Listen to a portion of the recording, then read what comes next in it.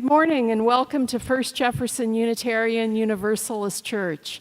My name is Mary Kerwin, and together with Mary Ann Clark, we are your co-celebrants this morning. Whoever you are, whomever you love, wherever you are on your journey of faith and search for meaning, you are welcome here. I'd like to extend New Year greetings to everyone, and a special welcome to all of those who may be visiting for the first time. Our service this morning is our annual Letting Go service, in which we try to free ourselves from the things that have been holding us back. And today is our monthly potluck, Sunday immediately following the service in Coleman Hall. I hope you'll feel free to stay and enjoy food and fellowship with us, even if you didn't bring a dish to share. And I don't believe we have any announcements except for one, and that is that David Bindi has asked us to let you know that the poinsettias are, we're done with the poinsettias, and if you'd like, feel free to take one home and enjoy these at home for the rest of the season. But if you do so, please bring back the containers so that we can use those in the future. And at this time, we remind you to silence your cell phone as well as gather into a spirit of worship.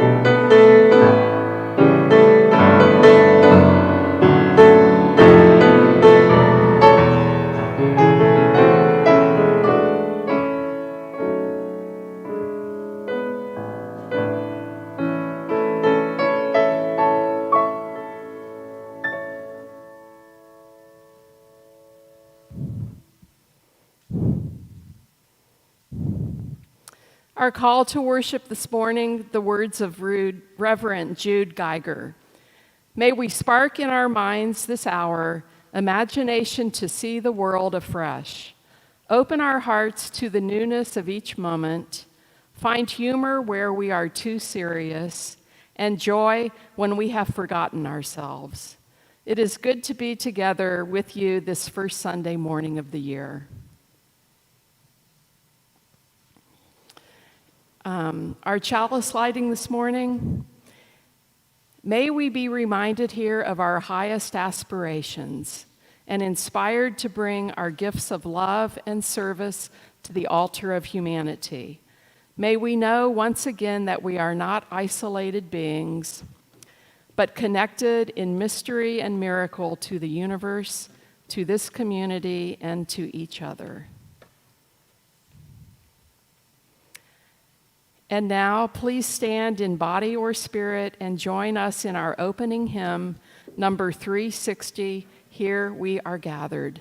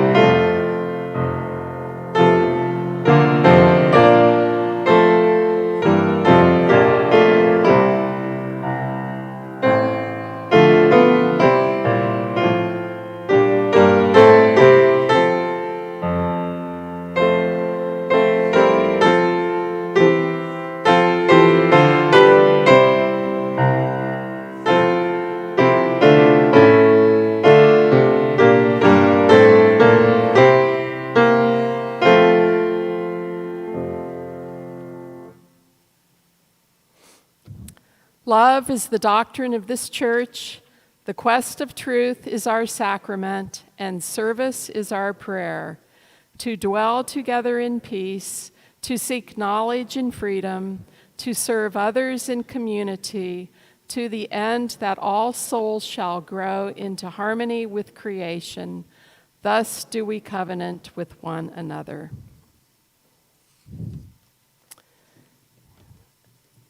Since we've had a last-minute change of co-celebrants this morning, Virginia Thornton will not be with us today to tell the story for all ages.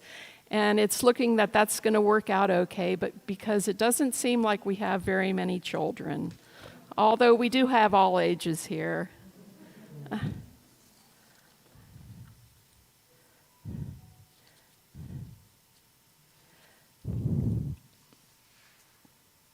But there are numerous areas of church life that require our work and support to keep us moving forward and strong as a congregation.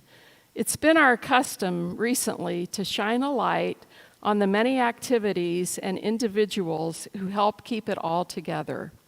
Today, Reverend Annie, who is not with us today, but hopefully is enjoying a much-needed couple of weeks of vacation from the pulpit, Reverend Annie has invited Mary Ann Clark to speak to us about church leadership and where she fits into the big picture. Good morning. I'm Mary Ann Clark. I've been a member at First Jeff for 30 or 40 years. A few years ago, I agreed to join the board here as secretary, and recently I agreed to keep doing that. Being secretary seemed harmless enough. As a student, I was a competent note taker. Just keep your mouth shut and write down what other people say. What could be simpler? In addition, as board members, we agree to treat one another with respect and to engage in civil discourse. We don't scream at each other, and we don't talk over each other most of the time.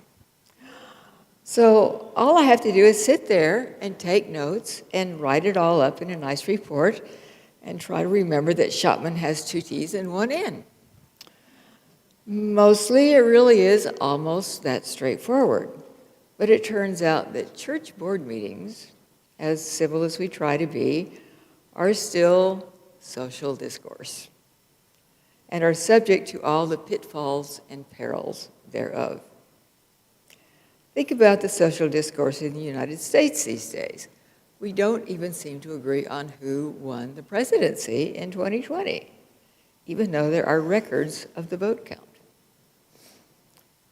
We don't record our board meetings, and my ancient laptop tends to capriciously erase large swatches of text, even while I'm typing it. And so for producing the minutes while we are meeting in person, I depend on the notes that I take in my execrable handwriting. I sit down with these notes as soon as I can after the board meetings and try to convert them to an accurate summary of what we discuss.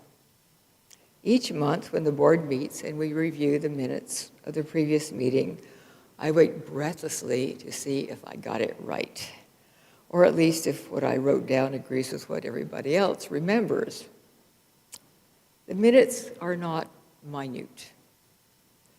They're not a word-for-word transcript. They're a summary of what I experience as it happens and write down in my notes, which means there's always some inevitable filtering through the lens of my tiny mind. Usually, the only corrections are misspellings or typos of various types, but now and then someone reminds me of something that happened or something that somebody said and that I didn't write down. And I have to make a correction or an addition.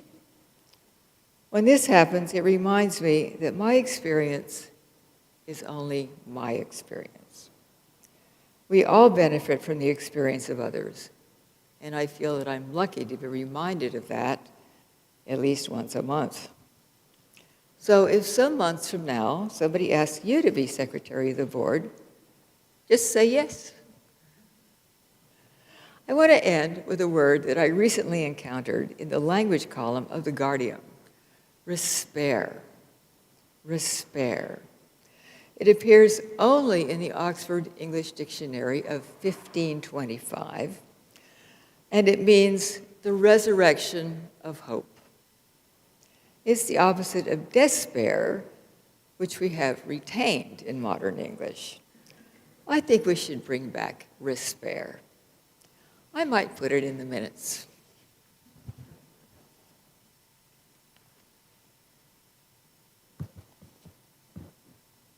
Thanks so much, Mary Ann.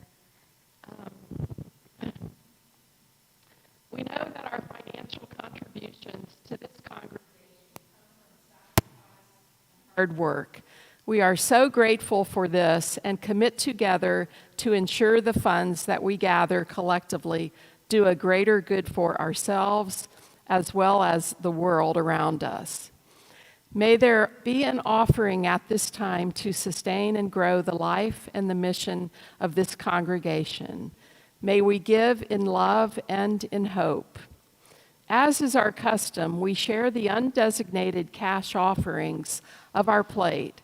Our Share the Plate recipient this quarter will be the First Jefferson Playground Renovation Fund. If the ushers will please come forward, this morning's offering will be gratefully received.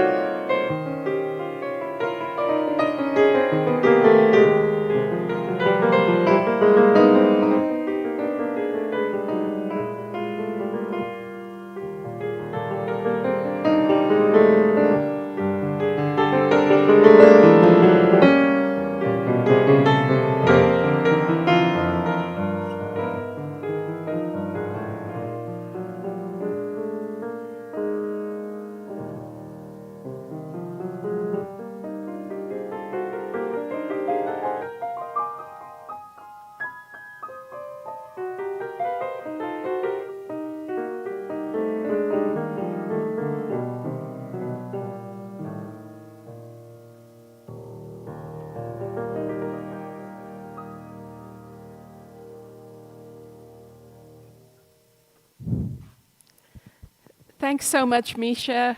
We're so lucky and grateful to have you returning as our pianist in the new year. Thank you very much. And at this time now, I invite you to stand, permitting, and join in singing our middle hymn, number 58, Ring Out Wild Bells.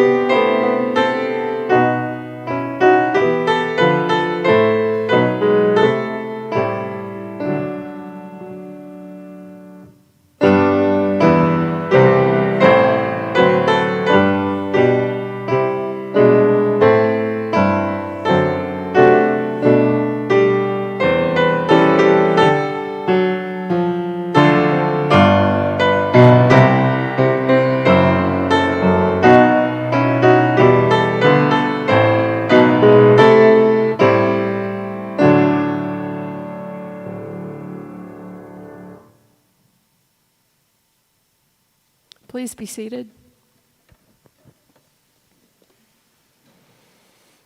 At this time, we turn our minds and joys and hearts to our joys and celebrations, as well as all those who need our love and support, especially those who are ill, those who are in pain, either in body or in spirit, those who are lonely, those who have been wronged. We pause this morning to share our concern and care for these people and for those closer to home about whom we are concerned. We have one story from our Book of Memory and Hope today. We invite you to enter these into the book as you come in if you would like to share these with the congregation. And from Paul Chapman this morning, he is imploring us, come on, folks, give us your suggested names for this congregation. So far, and accounting for duplications, we have fewer than a dozen names. New year, new name. Put on your thinking caps. Name drop at the table in the lobby. And for those of you who may not be aware, the congregation voted at our last congregational meeting that we would indeed change the name of First Jefferson Unitarian Universalist Church. And we are now in the process of deciding what that new name will be.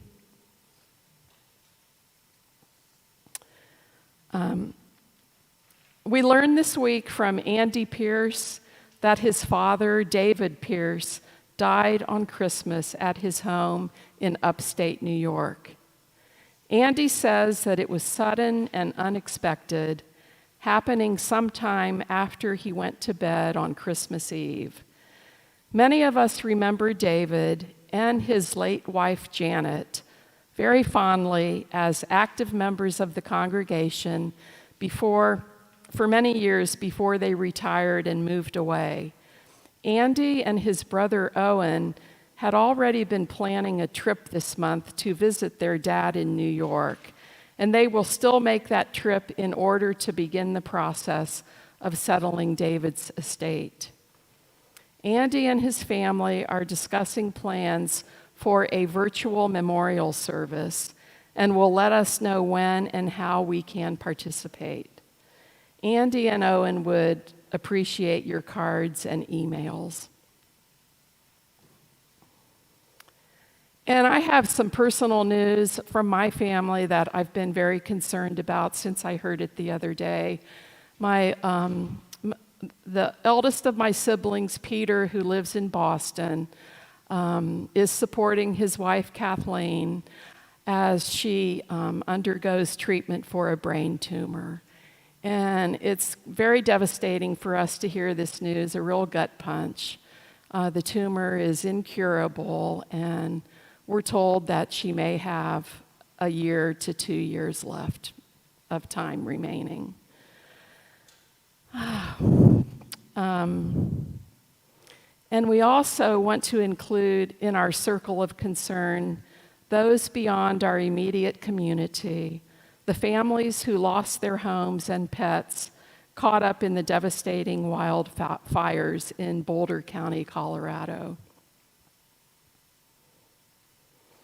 Anytime during the service, you are welcome to go to our meditation center if you'd like to light a candle there. We now ask you to pause for a few moments of quiet meditation to hold and uplift the sorrows and the celebrations unspoken amongst us.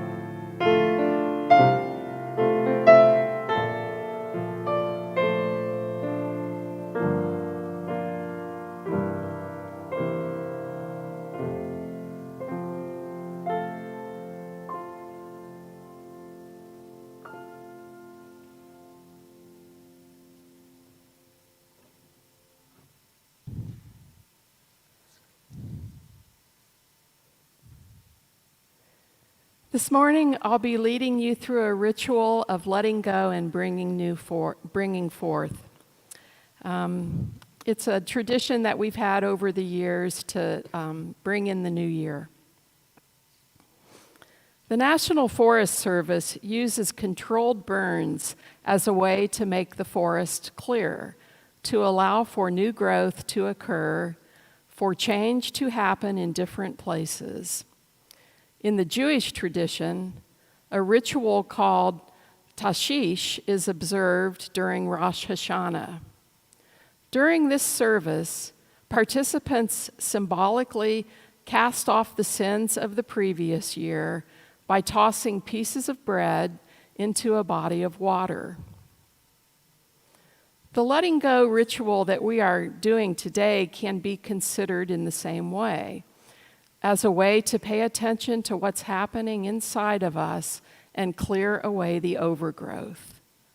The ceremony helps us to let go of old hurts, grudges, regrets, and suffering, and to relinquish anything that burdens our minds, while at the same time identifying those things in our lives that we wish to continue to occur and bring forth, especially in the coming year. In the words of Elizabeth Gilbert, this is what rituals are for. We do spiritual ceremonies as human beings in order to create a safe resting place for our most complicated feelings of joy or trauma, so that we don't have to haul those feelings around with us forever, weighing us down. Now, in this ceremony today, we will write down on a sheet of paper what it is that we want to be free of. We will then place these papers into the shredder that's here on the floor before you. The papers will shred and the thoughts will disintegrate. You received a paper in your order of service for you to write on. The ushers have papers available now, as well as those of you who need one. Raise your hand and let the ushers know if you'd like a piece of paper. And we'll take a few minutes for you to collect those thoughts and put them on the page.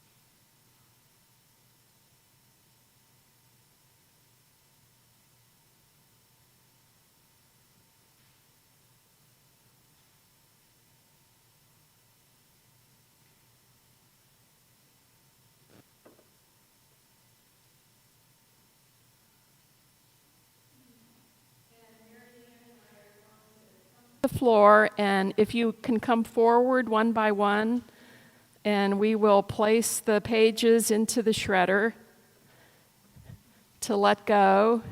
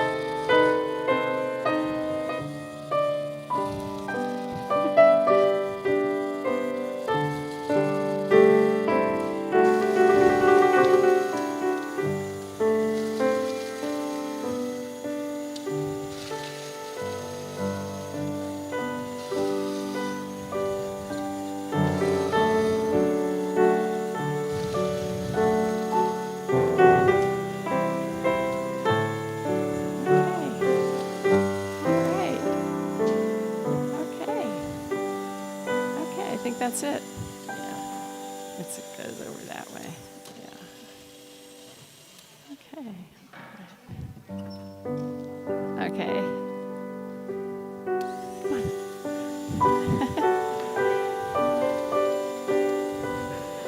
It's right here. Yeah.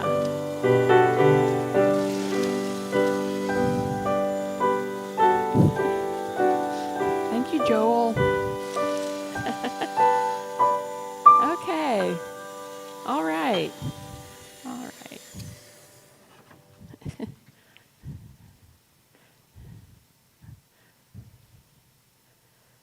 So now we'll have a bag of colorful confetti to remind us of all the things that we're letting go of. Can we find hope in letting go? Can we make room for what may come by learning to let be what once was? In the process of letting go, can we find the space to bring forth symbolically more that is intended to nurture and sustain us? It's hard to let go, but let us move forward with hope and vision. Let us be gentler with ourselves and with each other. Let us dare to imagine what it would look like to live our lives out of truth and beauty and goodness. And may the miracle that is your best life be ever in your sight. May it be so. We'll now join together in singing our closing hymn, number 350, The Ceaseless Flow of Endless Time.